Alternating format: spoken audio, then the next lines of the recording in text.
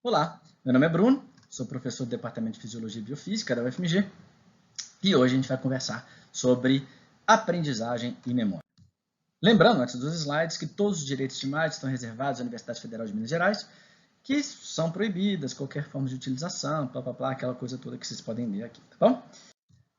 Bom, antes da gente começar a falar de um fenômeno, é bom a gente conceitualizar, né? E o que é o conceito? O que é memória e aprendizado? Memória e aprendizado é a habilidade de um organismo de adquirir, reter e evocar informações e experiências. O que significa isso? Que é a habilidade do organismo de adquirir, pegar essas informações do ambiente, do contexto, do que ele está vivendo, reter essa informação, ou seja, manter essa informação junto ao organismo, e depois, quando for necessário ou desnecessariamente, sabe lá como, ele vai evocar essa memória, ele vai evocar essa informação. Então, são três processos diferentes. Primeiro, adquirir, reter e evocar. São processos independentes, são extremamente, que óbvio, formam todo o fenômeno da memória e que são extremamente difíceis de estudar, mas nas últimas décadas a neurociência e a psicologia vem estudando e aprendendo muito os processos que estão por trás, tanto na hora de adquirir, quanto na hora de reter, quanto na hora de evocar essa memória. Então, a gente pode definir de uma forma simplificada que aprendizado é a aquisição dessas novas informações e a memória é a retenção dessa informação aprendida. Mas tem que lembrar uma coisa, que a neurociência e a psicologia não foram as ciências que começaram a entender o que é memória, ou que tiveram a primeira curiosidade do que seria a tal da memória. O próprio Platão ele já tinha uma ideia de que nós tínhamos conhecimento inato.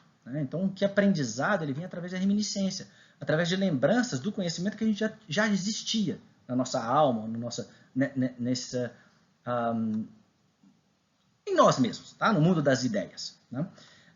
E os humanos já possuem conhecimento, então eles vão relembrando através disso, e eles descrevem muito bem a sua hipótese, a sua teoria, através da história do escravo de Menon, em que ele consegue demonstrar, fazendo desenhos, dividindo o quadrado pela metade, mostrando que um escravo ele conseguia, de uma forma induzida, através do raciocínio lógico dele, inferir o que era uma raiz quadrada. Tá? É uma história bacana, eu recomendo. Bom, depois, ao longo do tempo, vem o empiricismo. Vem os empiricistas, os empiristas ou empiricistas, eles acabavam descrevendo, falando que, na verdade, memória seriam experiências sensoriais, e essas experiências sensoriais formam constelações de muitas qualidades sensoriais, e aí as experiências sensoriais seriam a única fonte de conhecimento e verdade sobre o mundo. Tá?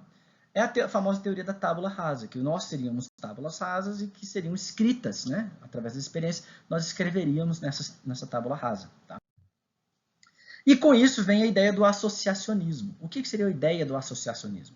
Você tem um evento, algum estímulo ambiental, alguma experiência, e através de diferentes sentidos, ou seja, pela visão, você vê aqui uma torta de maçã com sorvete em cima, o sabor da sorvete de creme com a torta de maçã, mas o cheiro, isso tudo forma uma constelação de eventos, de estímulos sensoriais, dando a ideia de torta de maçã com bola de sorvete em cima.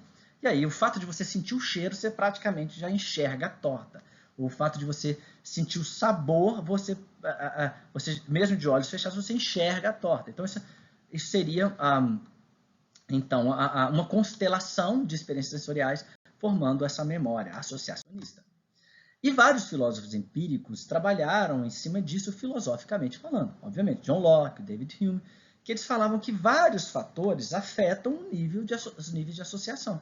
Então, associações elas podem ficar mais fortes ou mais fracas, de acordo com os fatores que estão envolvidos nos estímulos ambientais. Então, vivacidade da experiência, quão viva é essa experiência, a duração da experiência, a frequência, quantas vezes você vivencia aquele fenômeno, e o interesse do observador, ou seja, a atenção que você tem em relação ao fenômeno específico. Depois, com o desenvolvimento da ciência moderna, um psicólogo, Hermann Ebbinghaus, ele escreve um ensaio sobre memória. Então, uma contribuição da psicologia experimental.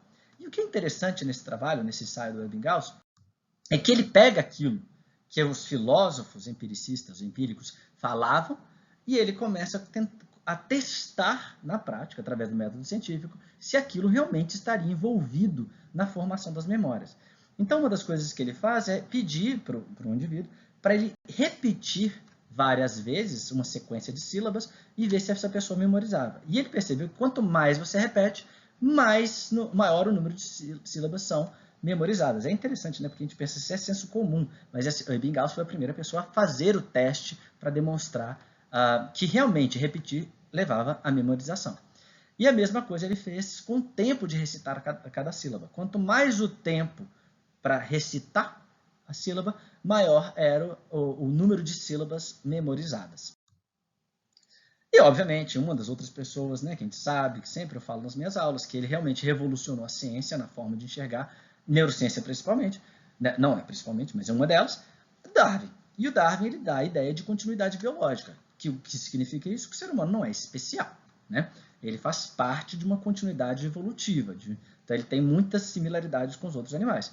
E aí, através disso, baseado nessa continuidade biológica, a gente acaba indo para as pesquisas do behaviorismo, ou comportamentalismo, que significa que eu posso estudar esse fenômeno da memória, que a gente enxerga em humanos, também em outros animais. Então, behaviorismo seria acaba colocando a ideia, o conceito de que aprendizado é a mudança na disposição comportamental de um organismo em uma situação particular como resultado de uma experiência prévia. Então, se você coloca um organismo para ter uma experiência específica, né? Nesse caso aqui a gente está vendo a lesma, que foi o organismo, né? o modelo experimental que deu o prêmio Nobel para um dos grandes pesquisadores de ciência, que é oh, caramba, esse desse livro aqui. Candel. Eu vou falar dele, tá? Então, o que acontece? A gente sabe, então, que se um organismo ele tem uma experiência específica, depois, quando ele vai passar para uma experiência similar, ele tem mudança desse comportamento, o que significa que ele teve uma adaptação de resposta ambiental, né? Ele se adapta àquela resposta, ele acaba modificando para uma próxima resposta. Tá bom? Como que a gente estuda isso, né? Como que foi iniciado os estudos? Um deles é Pavlov, não sei se vocês devem saber. Pavlov ele ganhou o prêmio Nobel por estudar sistema digestório, mas ele ficou muito famoso pelo seu condicionamento, né? O condicionamento de Pavlov. Então, o que ele faz? Como é que é o experimento dele? Ele pega um cachorro, né? E antes de condicionar esse cachorro, ele observa que o cachorro ele tem uma resposta de salivação em relação à comida. É uma resposta não condicionada. Por quê? Porque ela é natural. O cachorro ele saliva no fato dele observar uma comida. Tá? Então a gente chama de estímulo não condicionado ou incondicionado. E ele leva uma resposta não condicionada, que é salivação. E aí, o que ele testa? Você faz um estímulo sonoro, que seria um sino, e na hora que ele toca o sino, o cachorro ele não saliva, porque o sino não leva a salivação. Isso aqui a gente chama de estímulo neutro. Não é que a própria campainha, né, o próprio sino, faz o animal salivar. Não faz. Ele é neutro. Tá bom? Então ele faz estímulo neutro, o cachorro ele não saliva.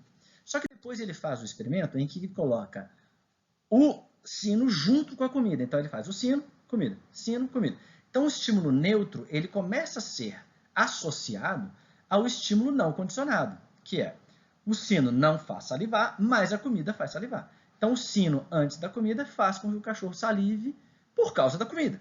Só que como ele está em conjunto, na próxima vez que ele tocar o sino faz com que ele tenha salivação.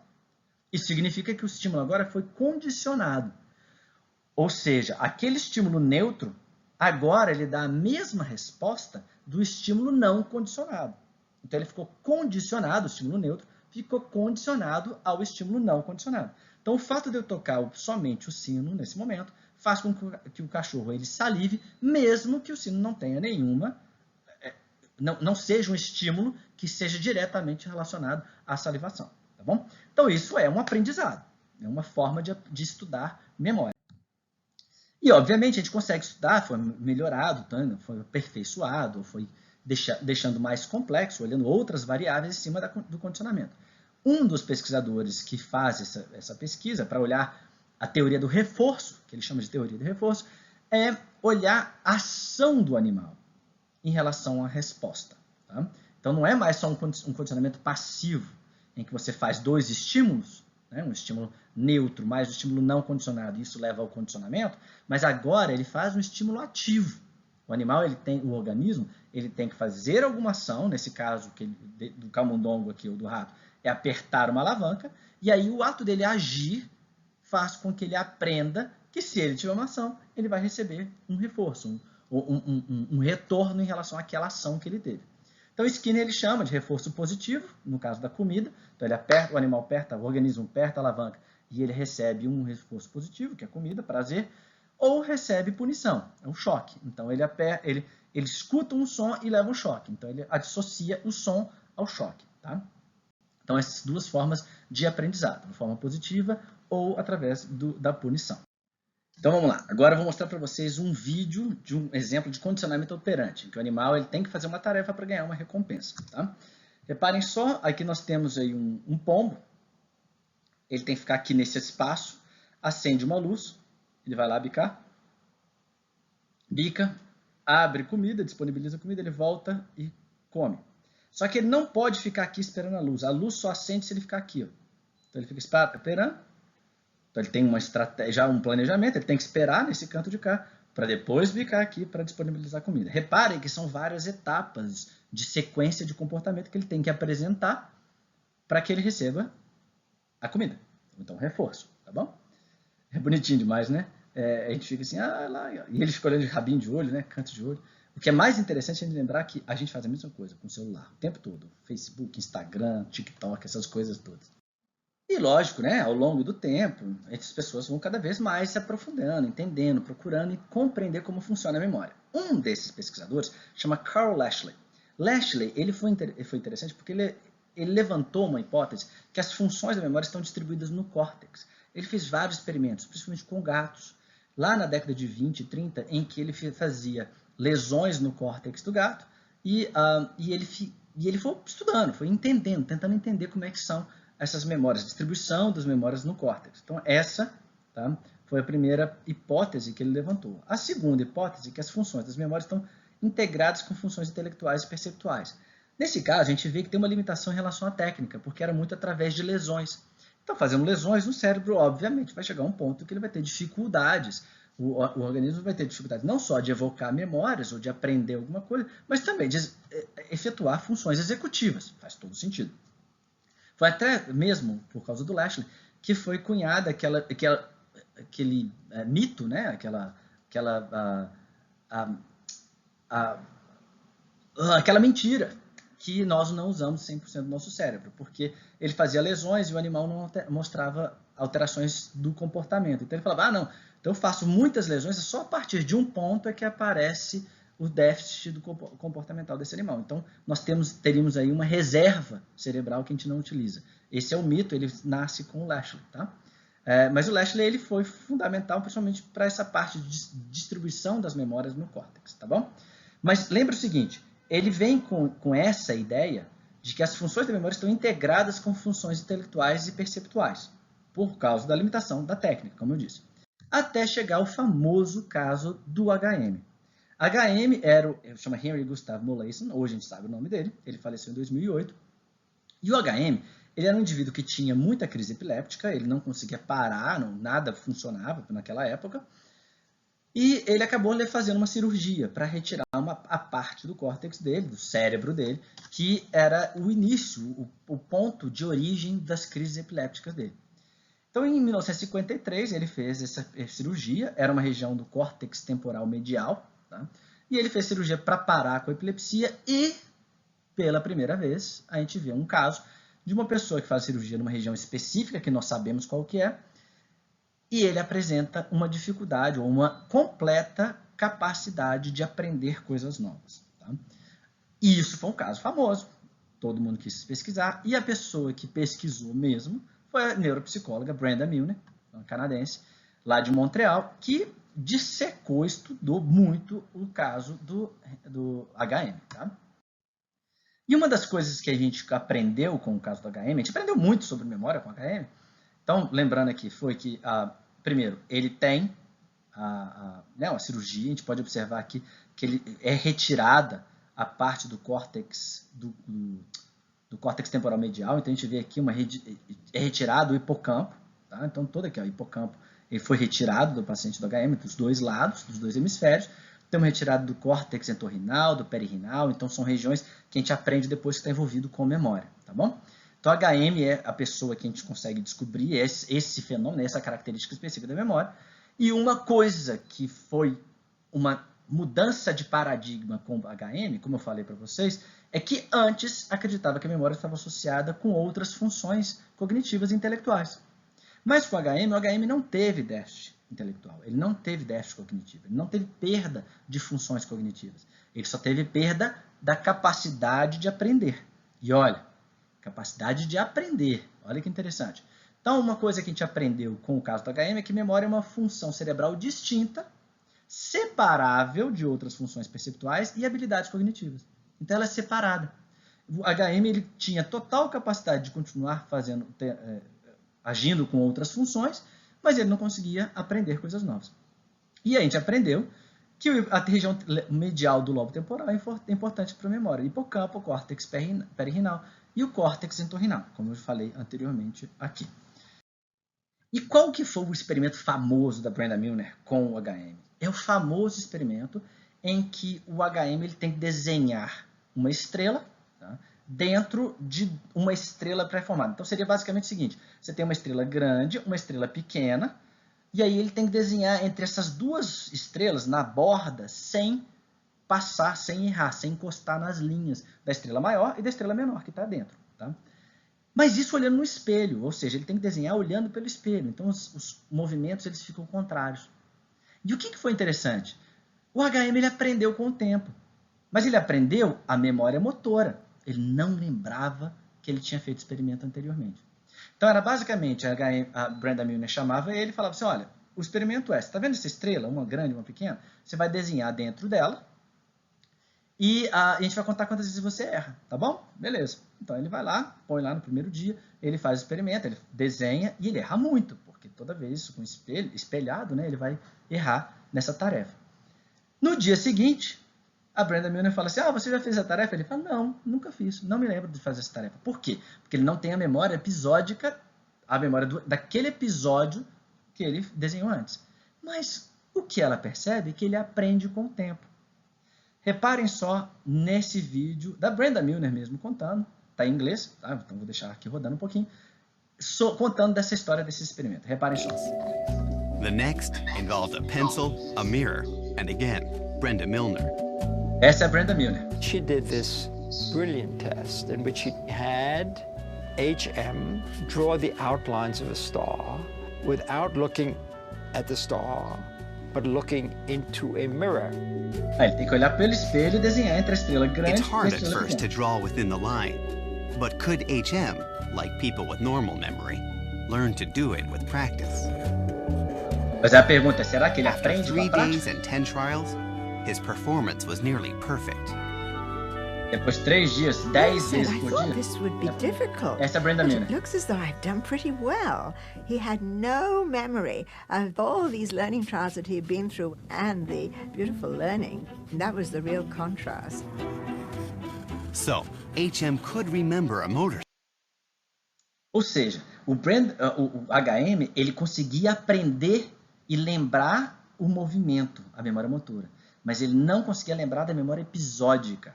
Isso foi super interessante, porque aí a Brenda Milner levantou a hipótese que nós temos sistemas múltiplos de memória. Ou seja, aquilo que a gente chama de memória, na verdade, é uma memória episódica. Sabe? Fala assim, eu lembro que eu comi não sei o que tal dia. Tá? Isso é uma memória episódica, porque é um tipo de memória específica. Aquilo que a gente chama de memória é uma memória episódica. Mas tem memória motora e tem outros tipos de memória que a gente vai contar aqui agora. Então, basicamente, olha só, o HM, no primeiro dia, ele erra muito, 30 vezes que ele encosta nas linhas e vai caindo ao longo do dia, depois de 10 tentativas. No segundo dia, ele tem uma performance muito melhor. No terceiro dia, ele praticamente não erra. Eu fico imaginando a HM, ele desenhando no primeiro dia, falando, nossa, isso é difícil, hein? Nossa, Brenda, né, doutora Milner? Doutora Milner, nossa, isso é difícil, hein? Nossa, caramba. Aí vai no terceiro dia e fala assim, você já fez esse teste? Ele, não, nunca fiz. E na hora que ele começa a falar, nossa, eu nasci para isso, essa é uma competência inerente que eu tenho completa capacidade. Eu vou criar um curso sobre esse assunto. Bom, então o que a gente descobre é que existem sistemas múltiplos de memória. Tem memória declarativa, que é aquilo que a gente usa como memória, né? Que é o termo memória usado na linguagem do dia a dia, e a representacional, dependente do hipocampo, do córtex temporal medial. Hipocampo, córtex perirenal, córtex entorrinal. Já a memória não declarativa, ela é expressa através de performance, e não através da sua descrição através da linguagem, não da reminiscência. Então, as estruturas importantes para esses são a amígdala, que está envolvido com emoções, vocês já assistiram a aula de emoções, cerebelo, com a parte motora, gânglios da base, com vários dos nossos comportamentos, e neocórtex, inclusive no nosso neocórtex, que a gente acha que é para as memórias, né? Como se a gente pensasse que as memórias declarativas seriam superiores às outras, né? A gente sempre tenta achar alguma hierarquia, como o que é função superior, o que não é.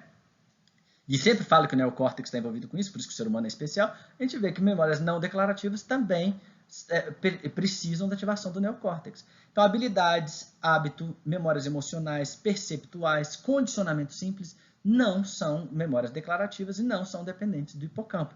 Então, o HM não perdeu nenhuma capacidade de formação dessas memórias. Outra coisa interessante que a gente aprendeu com o HM, com o paciente HM, foi a diferença de dois tipos de memórias em relação a tempo. Então, a gente tem tipos de memórias em relação a declarativa, não declarativa, se é performance ou não, se a gente consegue descrever através de linguagem, ou se é uma memória de curto prazo ou de longo prazo, se é uma memória que ela dura por pouco tempo ou se é uma memória que dura por muito tempo. Então, o HM ele mostrou que existem esses dois tipos de memória também, de acordo com o tempo. Bom, então o que a gente vê é que o HM, por exemplo, se você começar a dar número de dígitos para ele, e ele tem que lembrar os dígitos, então você dá 1 dígito, 2 dígitos, ele lembra, 3 dígitos, ele lembra, 4 dígitos, ele lembra. A partir do 7º, ele não consegue lembrar mais. Então, se você dá mais dígitos, ou seja, exige com que ele tenha uma memória maior, temporalmente falando, ele não consegue lembrar. Enquanto o controle, né, o indivíduo que não tem uma lesão hipocampal, ele consegue lembrar aqui, ó, vários números, até 18 aqui, a gente pode ver. Eu não consigo, tá? Já vi 18, eu não consigo nem 3 direito. Mas o HM tá, então ele tinha essa dificuldade, a partir do 6º, indo para o 7º em diante, ele já não conseguia memorizar. E o que a gente aprendeu com o tempo? Que memória de curto prazo, essa memória que ela vai mantendo a gente como se tivesse uma linha de tempo, que a gente guarda informações por pouco tempo, ela não é dependente do hipocampo. Ela é dependente do córtex frontal, ela é dependente do córtex parietal, ela é dependente de área cingulada anterior e parte dos gânglios da base. Então, essa memória aqui, desses 6 primeiros dígitos, não exigiram ativação hipocampal. E o HM não tem essa estrutura cortical. Então, como ele não tem estrutura do hipocampo, ele consegue memorizar por causa dessas outras estruturas que estão intactas. Mas quando o hipocampo é exigido para lembrar ou para memorizar alguns estímulos ambientais que têm mais tempo para trás, ele já não consegue mais. Aí ele fica incapacitado. Vocês podem observar aqui. Bom, o que a gente aprendeu até agora com o HM? A gente aprendeu, então, que o hipocampo, córtex perirenal e córtex entorrinal estão envolvidos com a formação da memória, ou seja, é a estrutura dependente, principalmente essa memória episódica, né? Essa memória declarativa, ela é dependente do hipocampo, então essa é a primeira coisa que a gente aprende, que é, então, independente de outras funções cognitivas, essas coisas todas. Qual que é a segunda coisa que a gente aprendeu com o HM? Sistemas múltiplos de memória. Tem memória declarativa, não declarativa, algumas que a gente consegue detectar pela performance, outras quando a pessoa descreve o que aconteceu. Beleza? Qual que é a outra? Tempo. Tipo de memória em relação a tempo. Então, a memória de curto prazo, de longo prazo. A memória de curto prazo altamente dependente do córtex frontal, enquanto a memória de longo prazo é dependente do hipocampo. Então, são tipos de memórias em relação a tempo também. E mais uma coisa é que a memória está espalhada pelo córtex. As nossas memórias, elas não ficam no hipocampo. O hipocampo não é um gavetário onde você coloca, um arquivário onde você coloca as memórias. O hipocampo está envolvido na formação, na consolidação dessa memória. Então, a gente descobriu a memória remota e consolidação de memória, que é a memória fica espalhada na hora que você está recebendo informação, ativa os circuitos neurais e o hipocampo ele consolida essa memória. Tá? Então, como que a gente descobriu isso com o HM? Reparem só, a cirurgia dele foi em 1953. Antes dele ter cirurgia, ele teve estímulos, ele aprendeu quem que era Marilyn Monroe, ou quem que era o Kennedy, que era o presidente dos Estados Unidos. Então, ele aprendeu isso tudo. Mas depois da cirurgia, ele teve contato com dois fenômenos musicais que tocavam o dia inteiro, que ele tinha informação o dia inteiro, que era Elvis Presley e o Beatles. O que acontecia? Depois da cirurgia, se você mostrava alguma dessas imagens para ele, mesmo sendo 1980, 1990, ele conseguia lembrar quem era Marilyn Monroe, ele conseguia lembrar quem que era o Kennedy, que ele tinha aprendido antes de 1953, mas depois, mesmo sendo exposto várias vezes para Elvis Presley e para o Beatles, ele não conseguia guardar a informação, ele não conseguia identificar quem eram essas pessoas. Então, o que a gente aprendeu com o HM é o hipocampo é necessário para estabelecer e manter memórias declarativas.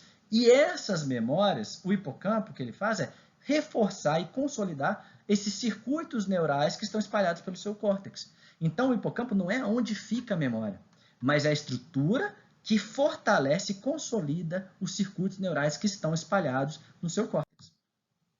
Então, resumindo, a gente vendo essa tabelinha aqui, a gente vê que tem tipos de memórias diferentes, podem ser classificadas, que são rápidas, ultra rápidas, curta duração, longa duração, então, que são em relação ao tempo de retenção e quanto à natureza. Se é explícita, se é implícita, se é operacional. Então, tem tipos diferentes de memórias. E vários cientistas, às vezes, eles querem estudar somente um tipo de memória. Então, ele vai estudar só memória episódica, só a memória semântica, só a memória de representação perceptual. E a gente vem entendendo a qualidade, o tanto de coisa, de mecanismos que estão envolvidos em cada um deles. Não só estruturais, mas em relação também aos processos que estão por trás. E para aprender esses mecanismos, a gente vai o quê? Através das bases biológicas. A gente quer entender o que está por trás. Para começar a entender as bases biológicas do que a gente chama de memória, a gente tem que lembrar primeiro que neurônio. Né? A gente demorou para entender o que era neurônio, para identificar o neurônio. A gente só conseguiu ver um neurônio pela primeira vez no século XIX. Então, olha o Gottfried, como é que ele foi o primeiro, lá em 1891, que ele criou o termo de neurônio, porque ele viu que existia uma célula no cérebro. Antes o pessoal achava que o cérebro nem sabia o que tinha no cérebro, era uma meleca o cérebro. Depois veio o grande Ramon y Cajal, que é um espanhol, que ele ganhou o prêmio Nobel em 1906, que ele saiu descrevendo neurônios em várias espécies diferentes, em vários animais, cerebelo, no córtex, de vários animais diferentes. E os desenhos mais bonitos, clássicos dele, são feitos ali no início do século XX. Tá? Então, Ramon y Cajal ele levanta a ideia, olha, existem células no cérebro. E depois, com o tempo, o pessoal não sabia muito bem como é que eram as conexões. Aí vem o Sherrington e o Douglas Adrian, que eles acabam descobrindo e cunhando a ideia, e levantando a teoria, e depois com experimentos, da ideia de que tem sinapse, que esses neurônios eles se conectam por comunicações de um neurônio para o outro, que na verdade os neurônios são células separadas que se conectam. Nessa época ainda, com o Sherrington, o pessoal achava que era tudo elétrico. Depois é que o pessoal descobre que tem uma parte de sinalização química. E depois, se a gente parar para pensar, gente, isso é menos de 100 anos. A gente tem 80 anos, mais ou menos, de conhecimento de como é que são esses neurônios, que tem células no cérebro, que eles se conectam, e tem substâncias químicas que comunicam uma com a outra. É muito recente isso tudo. Tá? Então, entendendo essa conexão, a gente tem que lembrar que são sinapses, são essas comunicações entre células diferentes, entre neurônios diferentes. E eles aqui, se vocês observarem esse neurônio verdinho aqui, reparem que se eu pegar só essa partezinha aqui, eu vejo várias dessas bolinhas aqui, que são como os corpos de cogumelo, essas coisas todas, que são sinapses. Então, cada um dessas bolinhas, dessas pontinhas aqui, ó, como se fossem espinhos, que a gente chama de espinhas dendríticas ali, são onde tem uma conexão de um axônio com o dendrito, ou até dendrito com dendrito, tem também, tá? Mas geralmente axônio com o dendrito.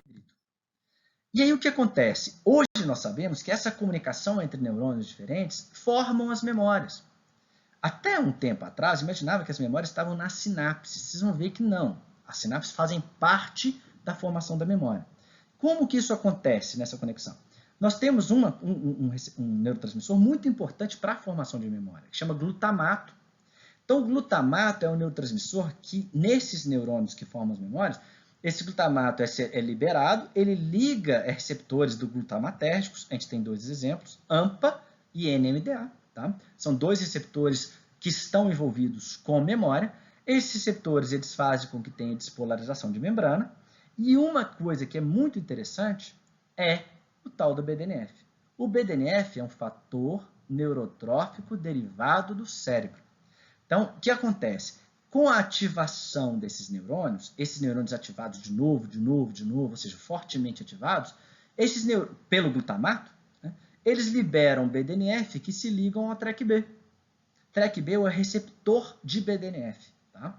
Então, o receptor do fator neurotrófico derivado do cérebro. E esse BDNF, então, ele começa a fazer uma coisa, que eu vou fazer uma analogia, mas não é assim que funciona, mas ele começa a colar, ele começa a fortalecer essas conexões.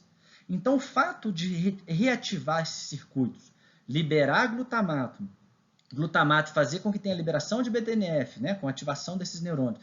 Esse BDNF, então, ele fortalece essas conexões e aí a gente forma essas memórias, as conexões que são as nossas memórias. Tá? Tanto é que se você colocar um animal, um organismo, e você tentar fazer com que ele aprenda, mas colocar antagonistas, ou seja, bloqueadores de receptores glutamatérgicos, aquele organismo não consegue formar uma memória, ele não consegue aprender. E aí, nesse caso, o que é muito interessante é que você vai falar assim, nossa, mas então é só glutamato e aí libera BDNF? Então é muito simples. Não, nunca é tão simples. Né? Se a gente parar para pensar, o que acontece é, libera glutamato, ele se liga a receptor glutamatérgico e aí tem toda uma cascata bioquímica. E aí, gente, eu vou só simplificar para vocês. Uma das vias, uma das cascatas, um dos caminhos dessa parte de sinalização intracelular do neurônio pós-sináptico é a via que a gente chama de CREB. CREB é um fator de transcrição. O que seria um fator de transcrição? É uma proteína que, quando ela é ativada, ela se liga ao DNA. E ela diz para o DNA, produz alguma coisa. Entendeu? Então, basicamente, imagina se o DNA fosse um livro de receitas, de várias receitas diferentes. O CREB, quando ele é ativado, ele desce nesse livro, que é o DNA, e ele abre uma página específica desse livro, abre uma página da receita de uma proteína tal. E aí ele pode produzir, ele pode falar para o DNA, produz mais dessa proteína. Então, o CREB é como se fosse aquela proteína, aquele indivíduo, aquela pessoa, né, uma entidade, que vai abrir o livro do DNA, o livro de receitas, e vai falar, produz mais receptor NMDA. Produz mais BDNF, produz mais receptor TrkB. E aí, pedindo, né, o CREB exigindo ou recrutando essa expressão dessas proteínas, essas proteínas vão para a membrana e deixam esse neurônio ainda mais sensível. Se ele fica mais sensível, qualquer estímulo que vier do neurônio pré-sináptico agora é percebido pelo neurônio pós-sináptico. É aquela hora que agora você vem uma informação, você evoca a memória rapidinho. Por quê? Porque agora esse circuito está bem consolidado, ele está bem forte e ele é facilmente ativado. Tá? Mas aí eu pergunto para vocês acham realmente que a memória está numa sinapse? Não. Na verdade, a sinapse faz parte desse fenômeno biológico que a gente chama de memória. A memória, ela, além da sinapse, ela também tem envolvimento, esse fenômeno ele emerge de redes neurais, de circuitos neurais. E olha só como esses circuitos neurais, eles são complexos, eles são integrados, todos esses neurônios são integrados. Então vamos lá, vamos parar para pensar. Se a gente pensa numa rede neural, seria basicamente como se a gente vê nesse vídeo. São circuitos que são integrados e eles ficam reverberando, eles ficam um ativando o outro, criando essas qualhas de informação, essas redes e circuitos que são integrados, formando circuitos específicos mesmo. Olha só. Esse cara de cá é um dos ídolos da neurociência. Esse psicólogo chama Donald Hebb, e esse psicólogo ele escreveu um livro que chama Organização do Comportamento, uma teoria neuropsicológica. E ele criou uma ideia sensacional, que ela foi sintetizada, não foi ele que falou isso, que neurônios que disparam juntos, que ativam juntos, eles se conectam. Como é essa hipótese, essa teoria do Donald Hebb, que hoje a gente vê que realmente acontece no cérebro, tá? E ele teve essa ideia lá em 1949, mas hoje a gente está descobrindo que realmente funciona dessa forma. Imagina só, cada um desses círculos aqui é um neurônio, tá? E esses neurônios são conectados. Essas linhas cinzas aqui, elas são conexões entre esses neurônios diferentes, tá? Então, são esses círculos cinzas. Aí eu venho com o estímulo ambiental externo, que é esse círculo grande aqui. Imagina que eu pego esse círculo grande e eu transporto ele para cá. O que acontece? Ele vai sobrepor todos os círculos aqui. Ó. Se eu pego ele aqui e puxo ele para cá, ele vai sobrepor todos esses círculos. Então, significa que esse estímulo externo ele está ativando todos esses neurônios, esses vermelhos aqui.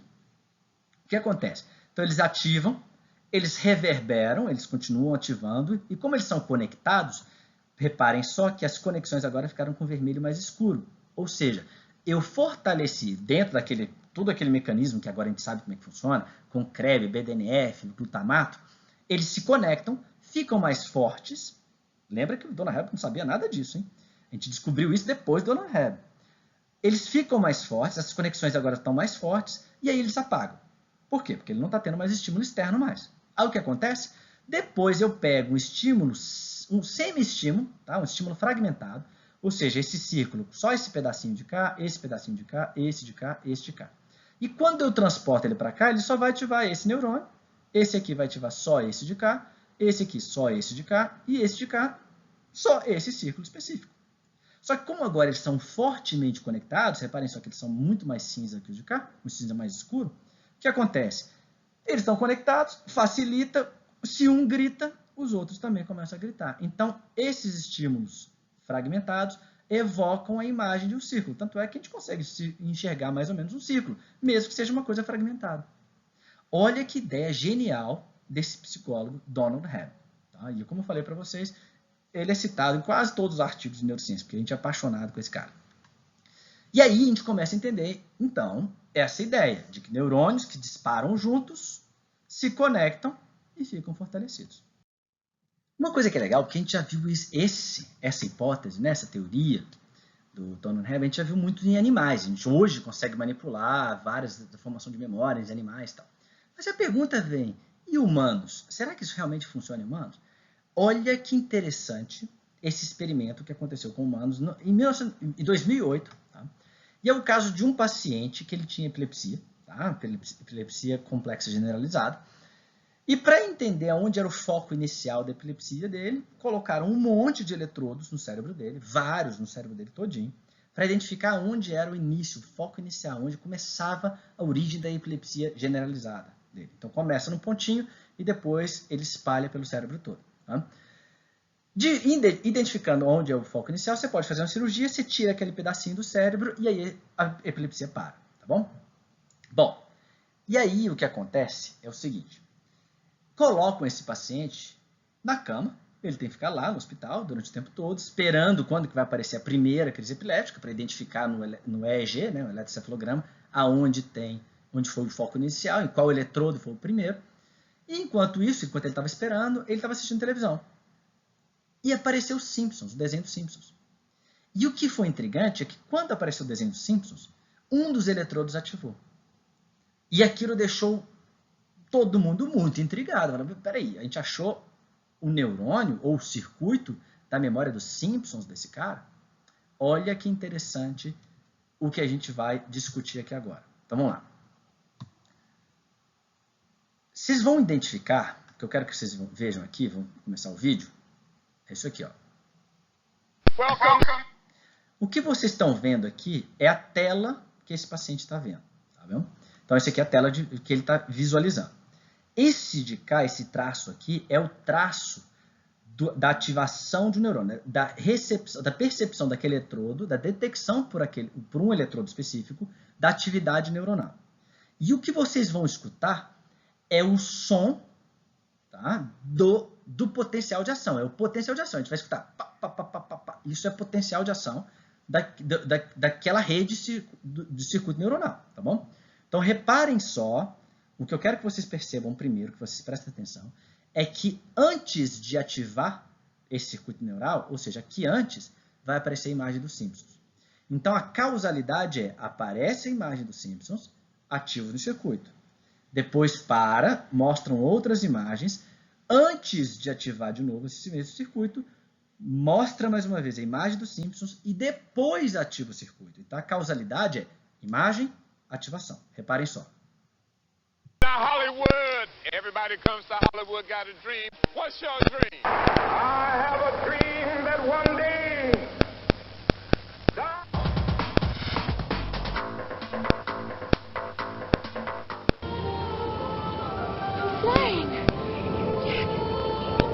Welcome to Wall Street and the New York Stock Exchange, the world's largest, and surprisingly one of... Hey, Dad!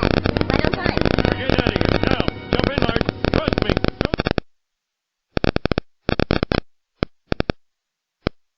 Reparem aqui, ó. I have a dream that one day... For most of the world, this is the symbol of Egypt, the pyramids at Giza.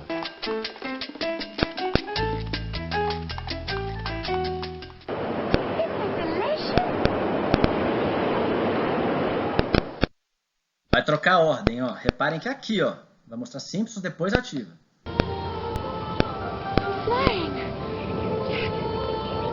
I have a dream that one day...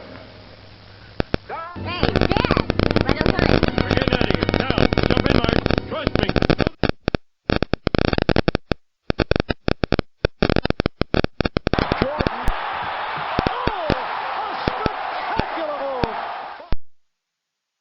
Agora vem uma outra pergunta. Como é que eu sei que isso é memória e não a construção de um quality de informações? Como é que eu sei que essa ativação desse circuito foi a formação da memória Simpsons, na verdade a formação não, é a evocação da memória Simpsons, então o estímulo externo fez com que essa memória seja evocada, e não a integração da informação Simpsons. Como é que eles testaram? Vou perguntar para esse cara. Sem fazer nenhum estímulo externo, ou seja, ele não vai receber estímulo externo, eu pergunto para ele, ou seja, eu faço ele evocar a memória Simpsons.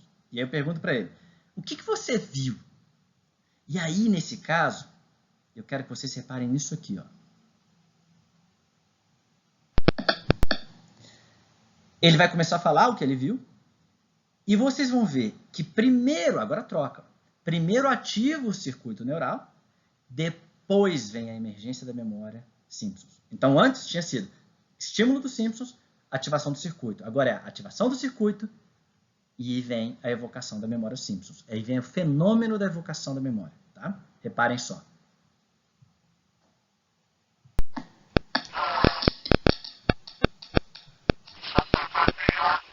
Alguma coisa sobre Nova York?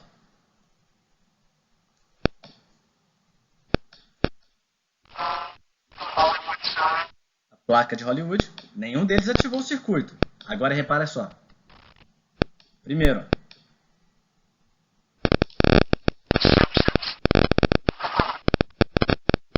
Está reverberando.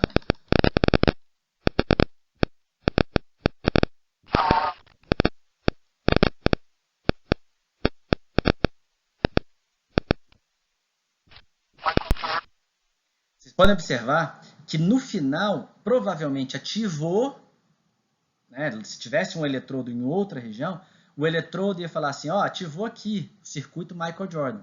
E aí existe uma competição, a gente chama de neurodarwinismo, que esse circuito silencia o de cá.